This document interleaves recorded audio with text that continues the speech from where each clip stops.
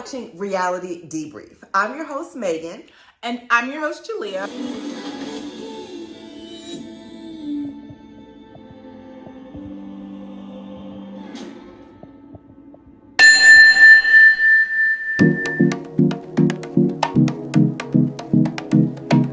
For me, the trial marriage was very important, and I was robbed from part of my experience. I came into this experience with anger issues with my previous partner, and it actually reflected very quickly onto Sam. Tiff came into a new relationship, and Tiff did admit she has some anger issues. Remember, she had that blow up with Sam about dog. Shiloh. Mm-hmm. I think that blow up was way out of proportion. Shiloh was okay in episode 5, last time I checked. Now, how did this relationship change either Sam or Tiffany? For Tiff, she came out of her trial marriage, I think, understanding communication a lot better. I think Sam was able to help her with that, the communication piece.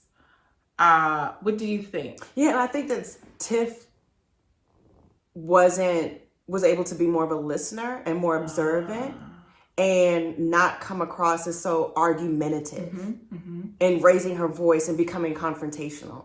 So I think that's what she learned from her trial marriage. What did Mildred discover about herself? And that's something we have to really think about. I think she was able to... And that's the same thing. I feel like same with Aussie. I feel like she learned stuff when she got back with Tiff. Right. I think they both, but I don't know if it was because of their relationship though.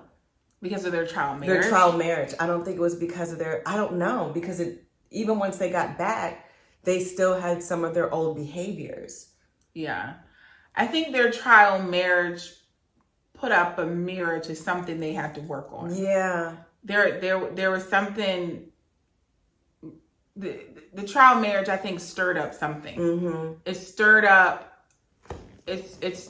feeling the impulse to run away for Aussie. It stirred up Mildred's abandonment issues.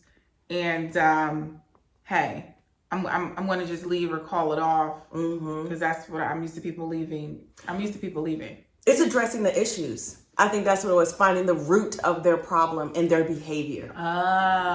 Because once they got back with their, previous partners, I think that's when they started to realize where it came from. Okay. And they may have known that before, but I think that's when they started to talk about it, at least on the show. Tiff, for example, she said, I don't want to marry someone knowing that you could want to get a divorce 2 days into the marriage. It could be a year into the marriage. She brought up, we have this habit of talking over each other. Well, if you remember, Mildred actually said, Mildred was married before. Mm-hmm. And she said, well, did you love, I think she was married to a woman. She said, did you love her? And she was like, I didn't. She's like, well, it was kind of weird. She kind of went back and forth. Mm-hmm. I think she said, like, initially she did when they got married, but then they didn't. No. But it was I think she said she didn't love her when they got married. No, she did. They got married. Mildred said they got married for, it was for work or business? It was business related. She said they got married because their goals were the same. They both wanted the same thing, and that was business wise. Yeah. So her idea of marriage, Mildred's idea of marriage at that time, was a business partnership. Mm-hmm. That's how she saw marriage. Mm-hmm. And yeah, that was an interesting moment because Tiff saw that as a red flag. Yeah, and then Tiff was like, if that's how you view marriage and that's what you want, that's not what I want. Right. She was like, when I want to get married, I want it to be someone that I'm in love with, I love, and we're doing this because we both want to spend the rest of our lives together. Yeah. And then Mildred was like, well, that's what I did in the past. Don't blame me or judge that on what I've done. Mm-hmm. And I get that, because that is your past, but you still are a runner. What's the difference between saying, I love you, and actually being in love? What do you think?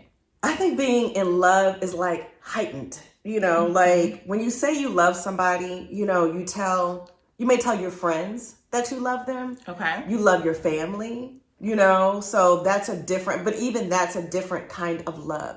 But being in love, I feel like this was like in a Lauryn Hill. Oh, right. Ooh. This was Lauryn Hill. This was one of the Lauryn Hill songs. It was a little, when the students were talking, a little soundtrack. Oh my gosh. We used to play a little clip. Well, we gotta get those right. Education of Lauryn Hill. I love Lauryn. I love Lauryn. Yes. Keep it going. Oh my gosh. I almost feel like I'm having a moment right now. I am in love with Lauryn. I know, right? Okay, so keep it going. But it's a heightened thing. I think it's that, because you have different levels of being of love. But being in love with someone means that you love who they are. You love their spirit. You love their energy. You love how they make you feel. It's internal, kind of like something, hopefully you guys have watched episode 1. But what I mentioned before, it's a feeling that you have inside. And when you're in love with someone, you're connected spiritually, physically, emotionally, all these leaves, y'all are like on a whole different level. But love is like, and not to diminish or bring down just love itself, because that still means something as well, because, you don't just tell everybody, I love you. You don't do that. But being in love is a heightened version. And that's like someone you consider to be your soulmate, potentially. I love it.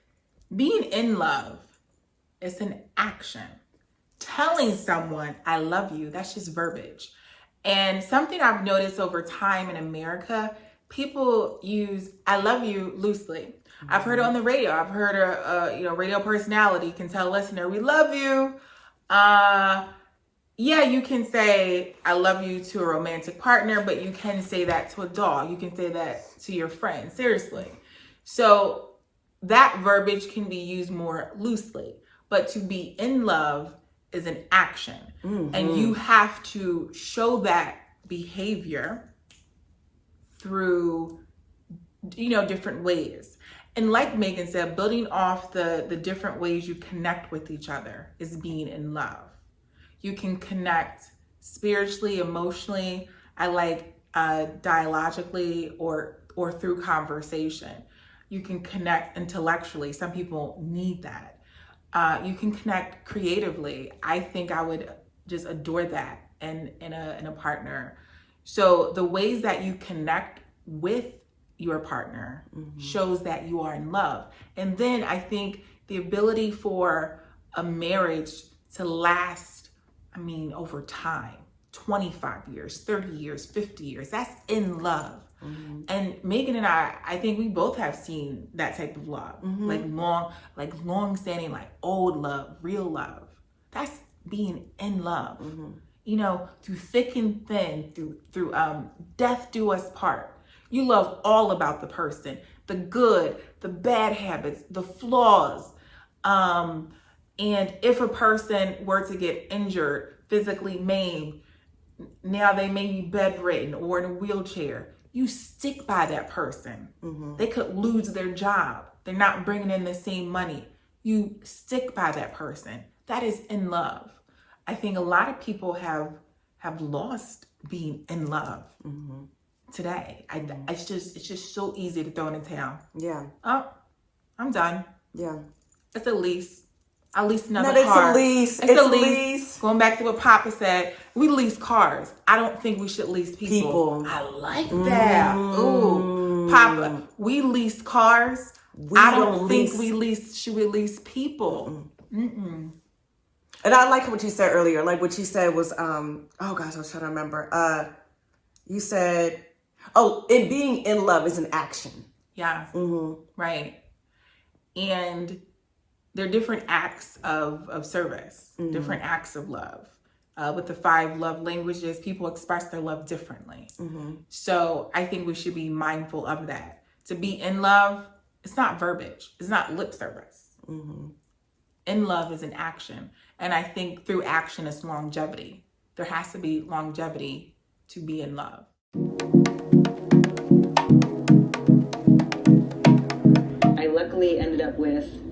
somebody that has the same values as me.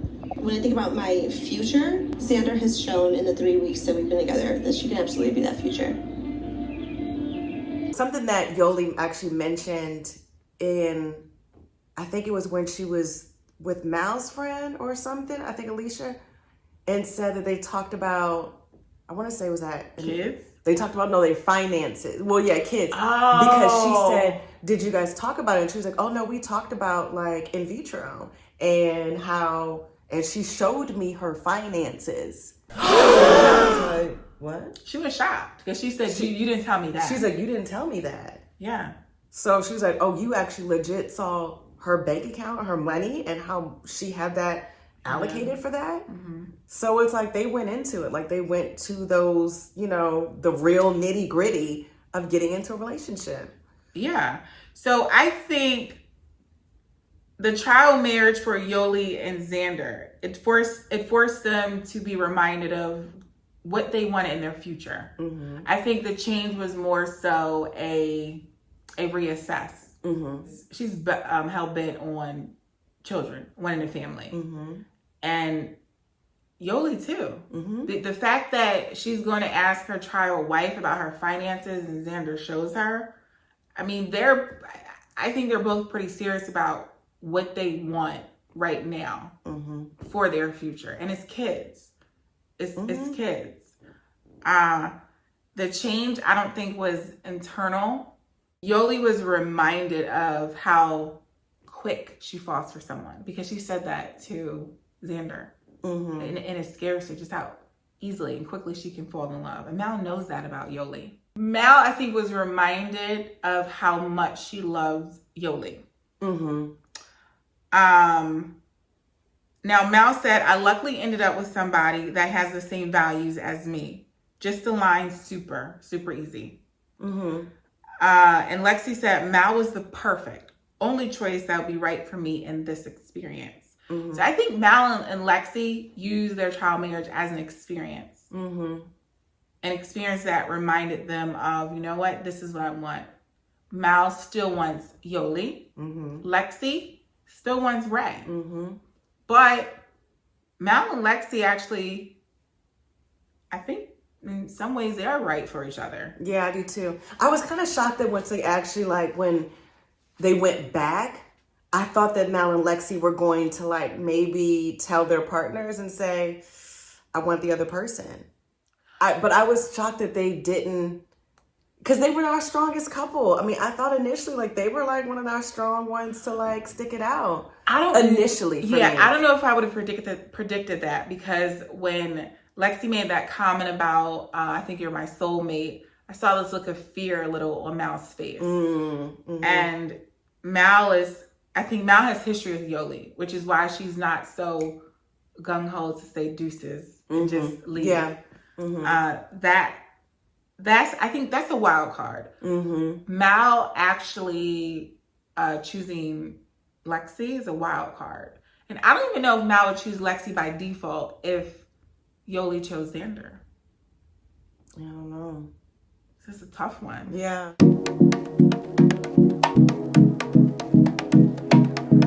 After I found out about Ray and Vanessa, it did affect us a lot. And Mal was nothing but supportive. She'd sage me. We'd do all of the things. I think I've been trying to be better at maybe making decisions for myself quicker or not leaning on so many other people. Ray actually, she identified that she said, well, we're both selfish. Mm-hmm. So Ray saw a selfishness in herself and Vanessa. But I think Ray was able to almost tap into her power in some way when she went back to her original relationship with Lexi. Okay. In a small way. Yeah. Because she brought up, you talk over me. You don't listen to me. Regardless of what I say, if it doesn't match up with what you want, it's not enough. I think Ray was trying to defend herself. Mm-hmm. And I think she just probably didn't do that in the past. Mm-hmm. Mm-hmm. So it was interesting. Yeah, I agree. I think it was Ray who said marriage is a forever thing. I've always wanted to get married. Yeah. I just didn't know if I was ready yet. A marriage, it's forever. You're saying yes to a forever. I don't know when I'll ever be ready. So that contradicts what Papa said. It's not a lease. It's not something you rent. It's forever. Once you make that vow, you're in it for the long haul. It's literally until death do us part. And whoever said that, I agree with that person. I do think that marriage is a forever thing. It should be. It's funny because I'm just looking at, I just went back since you said Ray. It made me think of when Vanessa's dad was actually talking about like his ideology about like relationships. And her face was like, Oh, like, that was Ray? Yeah. So. And this is where I get my idea of marriage. No. Now is not someone who talked about, well, no, I can't say that. When she talks about marriage, she talks about values. That word. Yeah. She definitely talks about values because when she met Lexi's parents, she said, we both have the same values. Yeah. So I think values is big for Mal. I think parents or people don't really think about values. With Yoli, she hasn't really, I think, articulated what marriage looks like to her. Yeah. I think she had a conversation with Mal where she talked about consistency. Because she said, if we have kids, I want to know like that you can help out and clean up after yourself. Oh, and then Mal said, she said, do you have any kids? Or she said, do you have any godchildren? And Mal said, actually, I have several. You don't have any. So she's like, so therefore people value me or look at me as someone that is responsible enough and capable of caring for a child. Because if you're a godparent, in some situations, that means to them and whatever, you know, agreement that you guys have, if that parent or both parents pass away, you become the guardian. Right. So if someone sees you like that, thank you for the ones that have selected me as your godmommy. But yeah, so love you. And, but yeah, that says something because that's a big role and a responsibility. So that says something about Mal. That was big for Yoli. And I feel like that was the defining factor for Yoli. Oh, I don't think you could, maybe raise kids, or I don't see you as a mother. I think that's what she said. That was like, Yoli's. That was Yoli's concern. I don't see you as a mother. So I don't know if Yoli's idea of marriage is just motherhood, but there's more. There's more to marriage than that. And I like how Mal looks at marriage values. The values. You know, other things can kind of follow suit. A person can clean up after themselves. It's more of just breaking a habit. Exactly. Do you think a person can have more than one soulmate?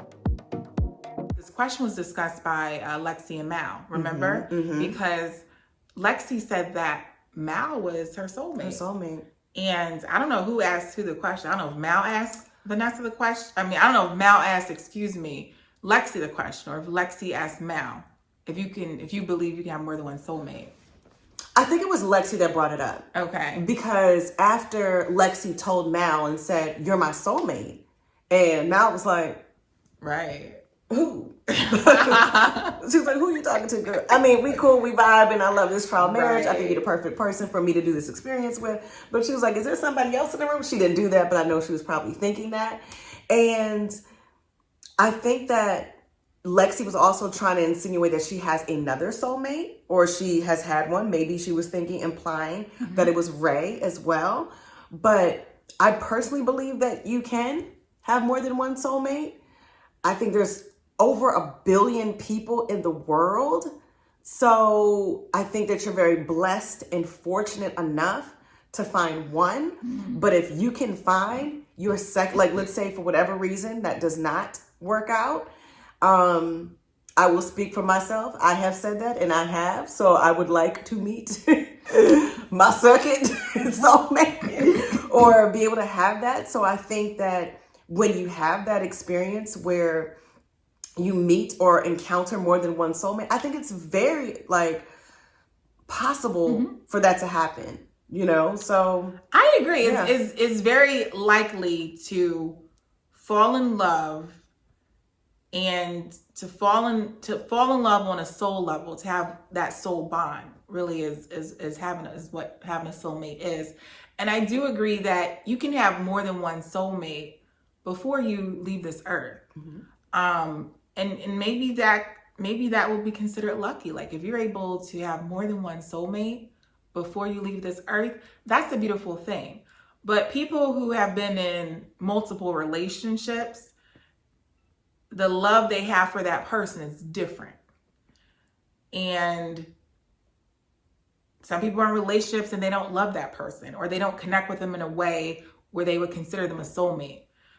But I do think that soulmate is not singular. You can have more than one. And it's all about a matter of the level of connecting on a soul level, on a very, I think, intentional or intent level, and spiritual level. I mean, it's possible. Yeah. I think that Mal just wasn't ready for that, or really feeling connected to Lexi. I think that she definitely was connected to her, not to take away from that experience or what Mal was actually feeling. But I don't think that Mal was there. Not to say that she might not get there. Who knows? Because we don't know where this is going to go. But yeah. But remember, it was just 3 weeks. So yeah. You can't establish a soul bond in 3 weeks. In 3 weeks. When you establish that potentially with someone you were with for 3 years. It's a difference. So that takes time. It takes time. But there's potential that Lexi could be Mal's soulmate. And vice versa. I agree.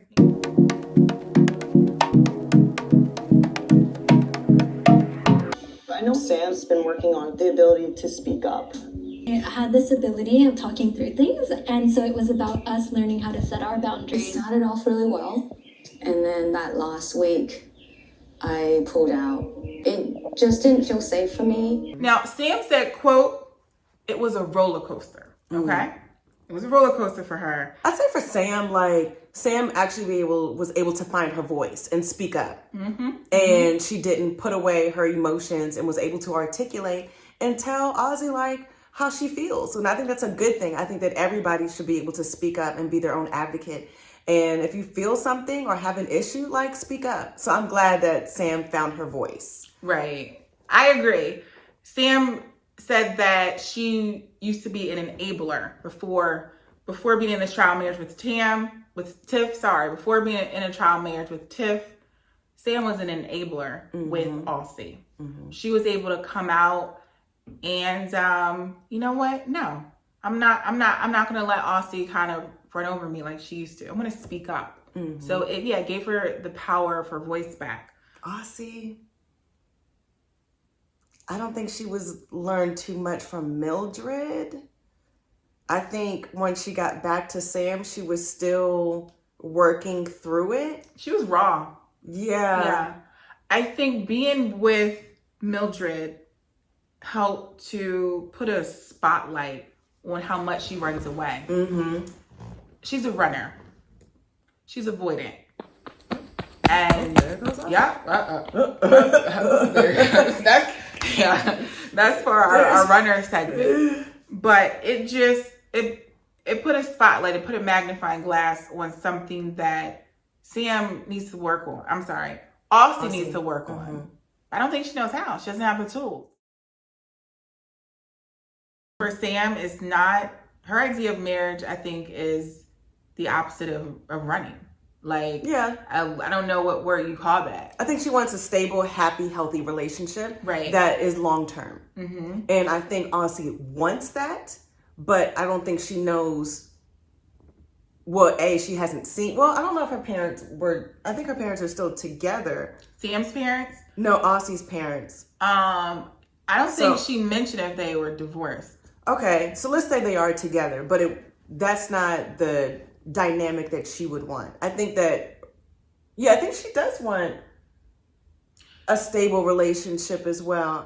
She does. I think that she wants where she's not enabling her partner. Yeah.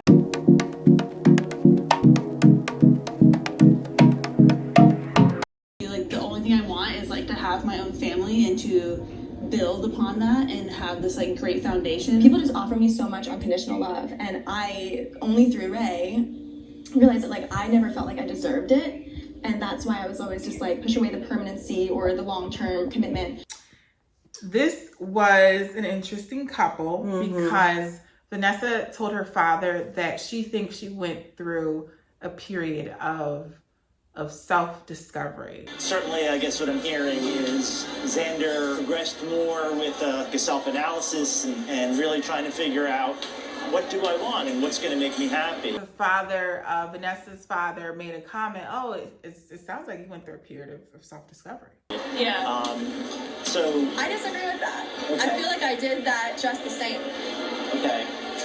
I think Vanessa. Oh, Vanessa. And I feel like there's a whole segment. Oh, Vanessa. I honestly feel like Vanessa changed when she found out that Xander actually had feelings for somebody else. And when she got back in that trial marriage, I don't think she wanted to lose Xander. So she was like, what can I do? Kind of what her dad was saying. I think she was going back to that kind of mentality to just please and make that work. But I don't know if that's what she really wants at the end of the day. Like Vanessa's father said, some people will do anything and everything to not lose that person. Exactly. And that's Vanessa. Yeah. And it's not because you love her. Yep. It's because you don't want to be rejected. You don't want to be rejected, and you don't want to feel, you want to feel chosen. And that is a harsher feeling, rejection. I don't know if there's something that Xander needs to work on within herself. I mean, she seems like a pretty, she seems like a good human being to me. Yeah, I was going to say that Xander does have to work on something, because when she got back with Vanessa, like they were, I think she was giving a little in to Vanessa. And yes, like Vanessa was like, I love you, say it back. And they were kissing and being intimate. I think she was still kind of feeding into Vanessa a little bit more so than I think that she should have. Right. And that's why I was like, wait a minute. Like, and I understand that you're not, it's scary to be definite about somebody considering you've only been married for 3 weeks. But I think that you knew at that point, Vanessa, I'm not getting that she was changed. So yeah. Yeah. I think she was giving her a little too much. In what way would you have liked Xander to change? Ooh. Would you have wanted her to be more assertive with the connection? Well, be more assertive as in more vocal with the connection she established with Yoga? Yeah, I can't say specifically what I feel like she should have done though. Okay. But something. Right. Yeah. So what do you think? Help us out here. Yeah. Join in and comment. In what way would you have wanted to see Xander change? If any. Yeah. Maybe nothing. But if you have something, let us know. Xander and Vanessa is an interesting one. For me, I think Xander's idea of marriage is family. She's everything about her is family. She wants to have kids. Vanessa doesn't have any idea of marriage. You meet her father. She wants the lease. Yeah. Okay. She wants the car. Okay. Yeah. She's like, that's her thing, Vanessa. 100%. So that's their idea of marriage. These trial marriages, they were supposed to learn something. Yeah, I think for all these trial marriages, it's like to open up, to know, and to figure out like another side of you, or to get you to work on yourself. Okay. 100%. Because I think that all of them have learned about themselves. Like either how they are, what they need, what they want, or how it's being received, and getting another pair of eyes to see what their behavior is, and realizing, oh, okay, this is what it is. Because you need a different person, because you've been with that person, with your, previous partner. You've been with them for whatever X amount of years. So you get comfortable and you might not be seeing it. Yeah. So I think it's opened up all of them in some way to like figure out what they're trying to work on.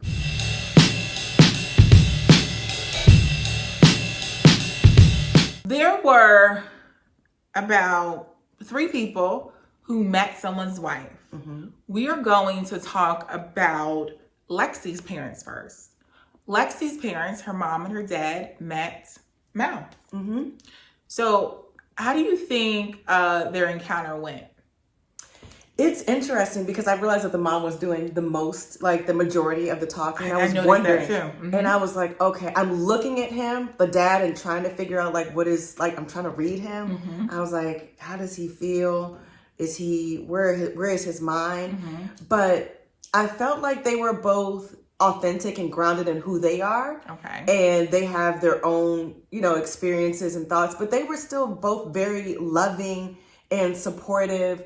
And they were dropping some gems and asking questions that I felt like were very pivotal to like them as a couple and relationships. Yeah, the one gem that I want to highlight for this encounter is what Lexi's father said. Mm-hmm. Now, Lexi's father is a jeweler. He's a jeweler. So mm-hmm. he sells engagement rings. So he made a very, I think, just powerful love observation. I've sold a lot of engagement rings over the last 30 years. I have had people come to me that have known each other for 5 days. I've had people that have been dating for 9-10 years. I like Lexi's parents. I feel like Lexi's parents were dropping some gems. Like her mom was definitely very engaged, asking a lot of questions to both Mal and to Lexi. But then her dad was just like, okay, I think he was observant. Right, no, but he dropped a powerful gem. And it's always interesting to me because sometimes the least likely couples make it. Sometimes the most likely couples fizzle quickly. And there's no rhyme or reason. I think he let his wife do a lot of the talking because Lexi's father, I think, is almost the perfect person to comment on just this show when it comes to this situation. He's a jeweler. He sells engagement rings. So he said he sees a lot of different engaged couples come in. And he said you never know who really makes it. It can be the couple who knew each other for 5 days. Yeah, for the shortest period of time, who stays together longer than the couple who been together for like 7 years or 5 years. Knew each other longer. So he said, you never really know why. He said there's no rhyme or reason. Right. So it's almost like what makes a marriage last? It's one thing to propose. And it's one thing to walk down the aisle and say, yeah, so what makes a marriage last? Like Vanessa's father said. We're not there. We don't know. Yeah. So what you got next, boo? Okay. So the next encounter was Mal's college friend Alicia. I kind of like Alicia. I like Alicia. So, okay, guys. Now you know, Megan, she's going to act out almost something that's reminiscent of Get Out. Do you remember when she did... Yes. Okay. So let me tell you what Alicia did. Okay. So Alicia, she, Mal walks in with Lexi, and the friends don't know. Like they don't know what's happening. I'm getting that impression because as soon as they walk in, they're like, "Who's this? Like, where's Yoli? What's going on? I don't understand." And then she's like, Mal's like, "This is my wife." And Alicia was like, "Girl, blink twice if you need me to save you." No. You got it wrong. She said, blink twice if you're not safe. Oh, yeah. She said, blink twice if you're not safe. This isn't the Get Out movie. Like, everything's fine. Blink twice. And then Mal was like, girl, this ain't Get Out. Like, right? That's what she said. It's not Get Out. So, but I think her friend Alicia felt some type of way. They've been friends since college. And she said, Yoli's my homegirl. I mean, like, what's going on here? So their encounter was interesting because you can tell what Yoli meant to other people in Mal's life and I think the connection she made. So Yoli has a special place, not just in Mal's heart, Mal's good friend's heart. And I don't really think Alicia I don't really think she liked Lexi. Do you? Well, I don't think she really had a chance to know Lexi. Okay. Like, I think that Lexi definitely took that, I think she did pretty good considering the situation. Like, she wasn't like, well, girl, like, I don't know about Yoli, but I'm here. Right. Like, she wasn't disrespectful to Alicia. I think that Alicia was like, I don't know what's happening, but I like Yoli, which is nice. And that says something about her character and who she is. Yeah. When you know that your friends and family, when like someone is like, I like this person, what's going on? Yeah. Like, how could I have helped you? What could I have done? What do you need from me? Like, are you sure you want to throw this person away? Yeah, she didn't get an opportunity to get to know Lexi, because Lexi's a beautiful person inside and out. Yeah. So our last encounter is Tiff's friend Natasha. Okay, Natasha, she's a pretty girl. She comes rolling in. I like the way she talks. What's going on? What's going on? And she sits down, you know, and I remember she's like looking at Tiff. She's like, all of a sudden you want marriage, you know, and Natasha, I kind of like Natasha because she makes some good points. If the relationship isn't working, then you should end it, right? Maybe you're like hanging on to something that either might be over or will be one day. She doesn't want her friend Tiff to feel pressured, number one. Because you're not ready to let go, maybe? And then she asked Tiff about the affection. The affection Yes. between her and Sam. I was about to go there. How do you know if the intimacy is there or not? We don't. You can't buy the car without. I know. We haven't even like held hands. Hold hands right now. Hold each other's hands. Like, and then... She's waiting for... Can you hold hands with her real quick? No, I'm not doing that right now. Yeah. I spoiled my dream because I just got nervous because here, I'll hold your hand. That's all you had to do. I just think that whole thing was so weird and uncomfortable because she was like, y'all aren't even close. She was like, you're not even touching. She was like, grab her hand, touch her hand. And Tiff was like, no. It was the body language. She was looking at the body language. Sam was more open with her body language, how she was sitting. And she called Tiff out. She was like, you're closed off. Look at you. Sam's not.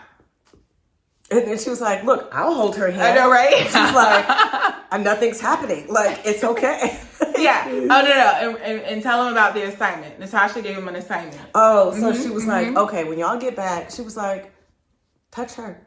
Or I don't know what the exact assignment was, but she was like, show some affection. She was like, be close. Like, hold kiss, her hand. Hold her hand. Kiss, She's like, just try it. Because she was like, how do you know that it's not going to work? Exactly. Or that you guys don't have any like physical chemistry? If you don't try like you have to try it. And it was interesting because when they left, remember they were in bed. Sam and Tiff were in bed. Oh God! And it was a cuddle. They had a cuddle moment. It was interesting. It was weird. It was. It was weird. It was. I don't want to do that. Do you think Tiff was trying? No. When Tiff no, she said, all right, well I'm gonna let you big spoon me. Right, that's what she said. I would have been like, who? Okay, here's what I'm talking to. Here's what I love about Sam and Tiff. Even though we don't think they work, over time, I think their humor is what connected them. They were able to connect through humor. Yeah, and I think they're friends. I think that they can have that friendship. I think they definitely had that click. So, and that's not a bad thing. I mean, if they leave and end up having a friendship, that's good. Yeah. But you know that y'all not compatible. If y'all not even willing, if Tiff is not even willing to explore, like even touching her, girl, like you can't be like, okay, girl, like that's a touch. Yeah, yeah. Because it's like, even if you're not intimate, you do need to have some sort of physical connection to somebody. Like, try it, girl. That's your wife. Like, you're not gonna touch your wife? Yeah. Girl, bye. Bye. Bye, girl. I can tell you're genuine, and that's something that I think I have struggled with Vanessa for the longest time. It's just nice, it's refreshing. To me, it just seems natural. We want to quickly talk about intimacy. Should intimacy have been revealed in any one of these relationships when this experiment called for couples to break up and actually explore a potential relationship? I mean, is that something that you think should have been shared? I think someone, I don't know exactly who said it, but they said, y'all broke up. So if y'all broke up and this is an experiment, like, you don't have to. Right. I think that if you did, that is up to you if you want to share. But the other person is probably still going to feel some sort of way because they love and care about you. But you're not really wrong because you guys were broken up and this is your wife. Like, it's your trial wife, but still, I don't think you have to say anything. And I think that's like with Xander, because Vanessa kept pressing her. She's like, so tell me, Xander, what did you do? And don't forget, she wanted to know the details. She's like, okay, so if y'all did it, like, what exactly did you do? You know, like, I want details. She's like, did y'all kiss? Did you touch? Did you, like, how, explain everything? And Xander, and Xander stood her ground. Now, I respect Xander for that. She did. She did not want to. And I would have done what Xander did. Because my thing is, don't come on the show knowing that that's something you can risk. It's a risk to be on the show because there's that potential of falling in love, falling in like with another person, and then being sexually intimate with that other person, your trial partner. So I personally would not reveal anything. I'll give you a yes or no, but I wouldn't want to hurt my partner's feelings. Exactly. No, you don't know. You don't need to know the details of what we did. Yes, we were intimate because I wanted to explore if this could have been a potential relationship. And that's a part of a relationship, the intimacy. I personally don't think anyone needed to share details. A yes or no would suffice. Yeah. Details, no. Yeah. And I think that's like up to the discretion, but it's like, you know that person could get upset. Yeah. Is love enough to sustain a relationship? Well, I mean, I personally don't think love is enough. I think they're... To sustain a relationship, though? To sustain... I don't think, like, you have to... It's work. Okay. You know, I feel like you have to work at it. You know, like, you can love that person, but it's like what we were saying earlier, how you were saying to be in love, it's action. You know, you have to... You know, I could say, yeah, I love you, or, you know, whatever. But it's like, okay, but do you see me? Did you ask me how my day was? You know, did you ask me how I'm feeling right now? Did you ask me about that new promotion that I had? Did you, you know, you saw me walk in the house and I'm feeling a little whatever. Did you offer to rub my feet for me? You know, it's that. You know, I think it's an action. Yeah. I don't think love is enough to sustain a relationship. Any relationship, especially a romantic relationship, needs you need the love, but then the follow-up. Exactly. So it's like love has a lot of byproducts. You need consistency would help. Compromise would help. So you have these kind of components of love that are needed to sustain a relationship. And it's how you show that action that will help to sustain the relationship. But if you just think love itself is enough, you may be looking into a divorce. You may be, you know, or a breakup or whatever your relationship's not going to work. Yeah.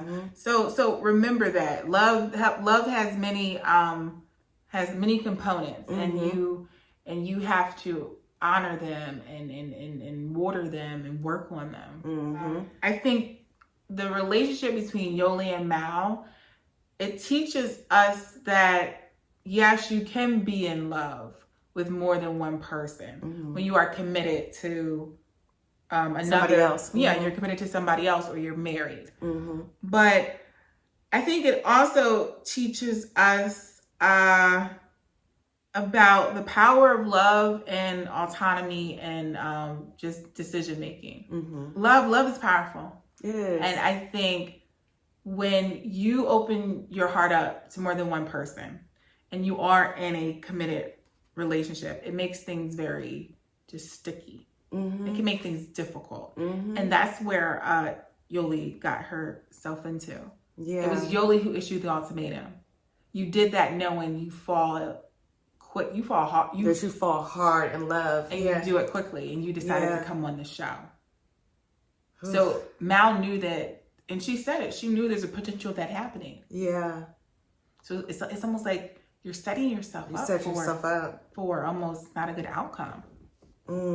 Yeah, she's the one that put the ultimatum out there, knowing that that's who she is. Yeah. Yeah. That's crazy. And the power of love.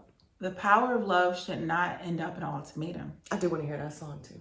Can you be in love with someone, but be married and committed to someone else? I'm going to let you start because you were actually saying some little nuggets the other day.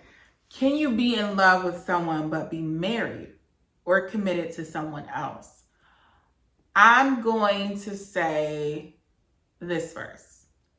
Open marriage, swingers, and infidelity.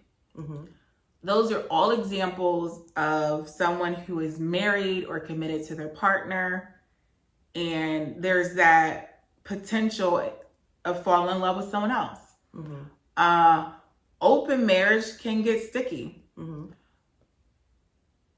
Sometimes the case where it's one partner that wants it more so than the other partner. Or one partner may want to end the open marriage, but my partner has like serious feelings for the person that they had the open marriage with. Mm-hmm. You just because you're married to someone, just because you're committed, does not mean your feelings get turned off for someone else. Mm-hmm. So the other thing I want to add to that list is temptation. When there's still people out there, even though you're in a committed relationship, there's temptation that can pull you in. And it's almost like, what do you do with certain encounters? Mm-hmm. Open marriage, how long, I think the frequency and how long can definitely affect you falling for a person and falling hard. Yeah. I mean, I think that like in this situation, like with that situation that came up, in that specific situation was between Yoli and Mal. Mm-hmm. Because Yoli actually said, I love Xander. And would you want to go into that and move forward in that relationship?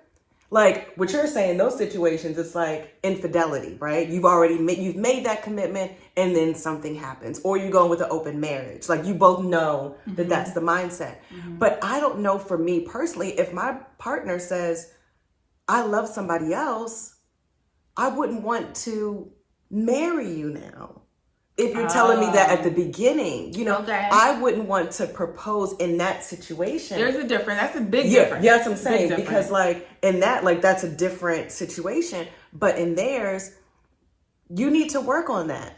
And I will say, even if you love me and you say you're in love with me and you're in love with this person too, you need to figure that out. Like, do you want an open marriage? Right. Is that what you want? And then we have to discuss and see if that's what I want. And then we have to share you though. But if that's what everybody wants, mm-hmm. then that's your business and that's what you guys decide to do. Yeah. But if that's not what you want, then I wouldn't move forward with that. Yeah. So that's more of an issue of commitment. Mm-hmm. If you are in a committed monogamous relationship and it just so happens that now you fell in love with two people. Mm-hmm. Would you? And you're the partner. You're the partner on the receiving end. Like, damn, the person I wanted to marry now is in love with me and someone else. Would you want to marry that person? Personally, my answer is no. No.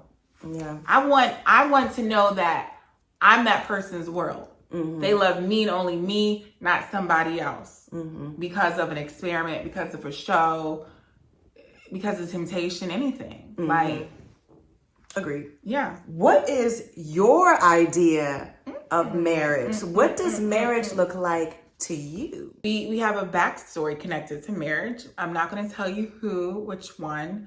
And we do have some exciting news about our Reality Debrief channel. So it is tied to love. So we're going to save that for another episode. We're not going to tell you which one though, because we want you to check it out.